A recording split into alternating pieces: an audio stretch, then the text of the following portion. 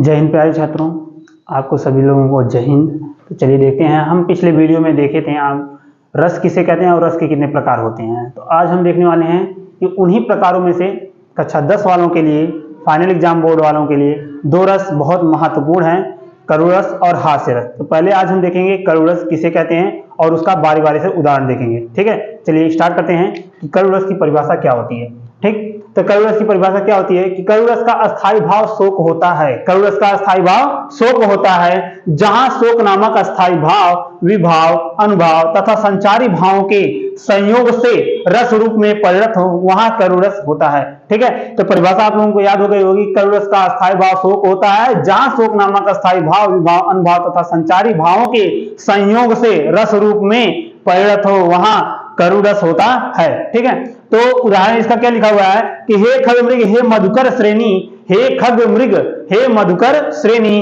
तुम देखी सीता मृग नैनी। चलिए देखिए दूसरा उदाहरण। देखिए उदाहरण में आप लोगों को ज्यादा से ज्यादा पढ़ना नहीं है, ना ही याद करना है। ठीक है, खाली आपको देखना है और देखने के बाद खाली एक बार आप पढ़ेंगे तो आपको पता चल जाएगा कि इसमें कौन सा रस चल रहा है। ठीक है, तो उदाहरण में हमको यही समझना है कि कौन सा रस चल रहा है इस उदाहरण में, बस और कुछ नहीं करना है, ना ही आपको याद ही करना है। खाली पढ़िए और समझ जाइए तुरंत कि यह कौन सा रस चला है।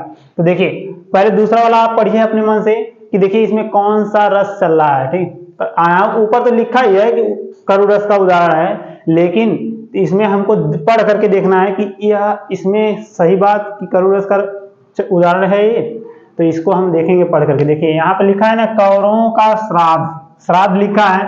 श्राद्ध भाई मरने के बाद ही करते हैं। अगर ये नहीं समझ में आता, यहाँ से सीधी सी लिखा है रोने, रोने लिखा है हुआ कि नहीं लिखा है, रोने लिखा है मतलब कि यह करुण रस चल रहा है। ठीक, तो पढ़ना जरूरत है नहीं, याद नहीं करना है इसको, खाली बस समझना है कि इसमें कौन सा रस चला है। तो कौन सा रस चला इसमें, जब रोने आ गया तो करुण रस चल रहा है। ठीक, दूसरे में देखिए शोक पहले में लिख दिया, इसको याद क्या करेंगे पढ़ करके, पढ़ करके याद करके कौन सा फायदा है इसमें।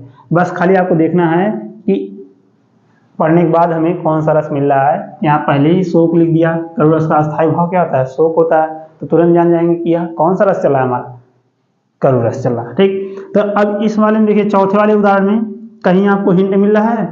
तो देखिए यहाँ लिखा असूवन, असूवन मतलब देखा ना, असूवन मतलब रो रहा है ये भी बेचारा, यानी कि यहाँ कौन सा रस चला है, करुण रस चला है। ठीक।